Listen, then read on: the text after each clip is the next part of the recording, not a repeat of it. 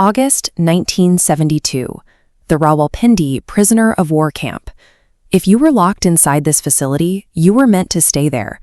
The perimeter was secured by towering brick walls, armed sentries at every corner, and thick coils of barbed wire. Within these walls, 3 captive Indian fighter pilots began engineering an escape that would leave the Pakistani military command searching for answers. To understand how they ended up behind those walls, we have to rewind to December 3, 1971. The Indo-Pak War was raging. While the Indian Army was steadily pushing the front line forward on the ground, the battle in the sky was proving to be a much deadlier theater. No one plans an elaborate prison break from the comfort of a secure airbase. It begins with a sudden, violent loss of altitude deep inside enemy territory. Near the Pakistani city of Zafarwal, a towering observation post had become a massive liability. From up there, Pakistani forces were tracking Indian troop movements and calling in highly accurate artillery fire. On December 10th, the Indian Air Force tasked a disciplined and aggressive pilot named Dalit Parulkar with a single objective: fly in and flatten that watchtower. As he closed in, the sky lit up. He flew into a barrage of anti-aircraft fire, and heavy rounds ripped through his fuselage. With his Sukhoi fighter heavily damaged and plummeting fast, Parulkar had no choice but to pull the ejection handle. Ejecting saved his life, but it dropped him squarely into hostile terrain. He hit the ground already injured, only to be immediately surrounded and beaten by an angry mob of local civilians. A patrol of Pakistani soldiers eventually intervened, pulling him from the crowd. They didn't save him out of mercy. A live Indian pilot was a massive intelligence asset. Parulkar entered the day as an elite pilot and ended it on the ground, stripped of his gear and his freedom. Parulkar woke up inside a dark, damp, solitary confinement cell. An interrogator stood over him with a piece of paper and a pencil, demanding he sketch out the precise layout of the Indian Air Force's highly sensitive Adampur Air Base. Under extreme physical duress, Parulkar agreed to draw the map. The interrogator walked away satisfied, unaware that Parulkar had actually provided a detailed layout of the civilian airport in Mumbai. When the Pakistanis realized they had been tricked, they ordered Parulkar to stand in the corner of his cell all night, with a guard instructed to shoot him if he sat down. But as exhaustion took over, the guard took pity, quietly allowing him to sit and promising to cough if an officer approached. His captors controlled his physical environment, but Parulkar was proving that his mind was still operating on the battlefield. After weeks of solitary confinement, he was transferred to the main Rawalpindi POW camp, where he reunited with 11 other captured Indian pilots. The camp was overseen by Usman Hamid, an officer who treated the Indian pilots with a degree of military respect. He even provided them with small comforts, a cassette player, and a geographical atlas. On December 25th, news reached the camp that Pakistan had officially surrendered in Dhaka. India had won the war. But because the Indian Army now held roughly 93,000 Pakistani prisoners of war, diplomatic negotiations for an exchange stalled. Days turned into months with zero progress. Winning a war offers no comfort if the subsequent bureaucracy leaves you in a cell. Parulkar realized that waiting for a negotiated release was a trap. His first idea for a breakout was desperate: wait for a trip to the latrine, disarm the escort guard, and use him as a human shield to march out the front gate. He quickly scrapped that idea, recognizing that attempting to overpower armed guards inside a fully staffed military compound relies entirely on luck. He needed an organized operation. Parulkar pitched the idea to his fellow captives, and 2 pilots joined him, M.S. Grewal and Harish Singhi. Successful escapes from modern military facilities rely on logistics. Parulkar focused his team on the specific variables of their environment. The team began studying the atlas provided by the camp commander, treating it as a strategic tool to plot a viable route out of the country. The map showed that heading directly east to the Indian border was the most obvious choice, which meant it would be blocked by heavy post-war fortifications. They pivoted, deciding to walk northwest toward Afghanistan, where the military presence would be thinner. They were betting their lives that they could survive these desolate mountain passes on foot. With the route set, they identified cell number 4 as their launch point. It shared a wall with the outer perimeter and saw the least amount of guard traffic. Parolkar had spent months cultivating a reputation as a cooperative, model prisoner. He used that goodwill to convince the administration to move all three of them into that exact cell. By weaponizing the commander's own atlas and leveraging his history of good behavior, Parolkar had positioned his team exactly where they needed to be.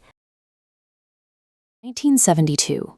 Deep inside Pakistan, the Rawalpindi prisoner of war camp is a fortress of brick, watchtowers, and armed guards. Held inside are 3 Indian Air Force pilots, Dileep Parolkar, M.S. Grewal, and Harish Singhi. Alongside them is a 4th man, Vidyadhar Shankar Chatti, who will act as their silent, indispensable accomplice. Their cell is designed to be inescapable. This diagram illustrates the main problem: 18 inches of solid concrete and brick standing between them and the outside world. Breaching a wall this thick without heavy power tools is a physical impossibility. All they have is a pair of stolen scissors and a small screwdriver. Yet over the course of months, these men systematically chipped away at that impossible barrier, staging a calculated escape deep into enemy territory. They executed their plan flawlessly, making it to the very edge of freedom. Not because of a security failure, but because of a single, unforeseeable error on a map. The extraction process was agonizingly slow. Every night, precisely between midnight and 1 a.m., the pilots crawled under their beds and scraped at the mortar with their scissors and screwdriver. Excavating an 18-inch wall creates a massive amount of debris. To avoid detection during daily inspections, they carefully packed the accumulating cement and brick dust under their own mattresses. They also needed acoustic and visual cover. By intentionally blowing the fuse for their cell's light bulb, they blinded the exterior guards. They knew the prison's maintenance protocol was incredibly slow, buying them weeks of total darkness to work in. One night, a guard peered into the dark cell while Singhi was deep inside the hole. The operation almost ended right there, but Chatti swiftly dove into Singhi's empty bed, perfectly faking the head count to satisfy the guard. Through strict discipline and procedural patience, they slowly hollowed out the brick. They left only a razor-thin outer layer of plaster intact, turning an impenetrable barrier into a fragile shell that could be pushed out at a moment's notice. Breaking out was only the first phase. Surviving the harsh Pakistani terrain required supplies. The prisoners were severely restricted, receiving a maximum allowance of just 57 rupees per month. They aggressively pooled and budgeted this tiny income to stockpile high-calorie, long-lasting rations, quietly purchasing dry fruits and tins of condensed milk. Navigating at night required a compass, so they engineered one. By rubbing a sewing needle against the internal magnet of a cassette player, they magnetized the metal, creating a rudimentary but highly accurate navigation tool. Finally, they needed cultural camouflage. They spent their remaining funds bribing the prison's own tailor to stitch them traditional Pathani suits, allowing them to blend directly into the local population. On August 13th, a severe rainstorm rolled over Rawalpindi. The relentless downpour provided perfect acoustic cover to mask the sound of a jailbreak. Parolkar punched through the final shell of wet plaster. One by one, the 3 men squeezed through the narrow tunnel, tied their spare clothes together to form a makeshift rope, and scaled the barbed wire perimeter into the night. They moved fast, boarding a local bus that carried them directly into the dense, chaotic civilian streets of Peshawar. The sheer volume of people provided cover, but the risk of public exposure was immense.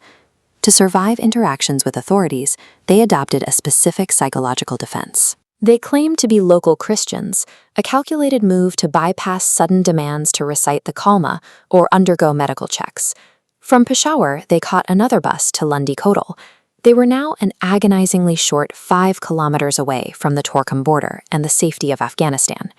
To navigate this final gap, they relied on smuggled geographical data, a heavily outdated atlas.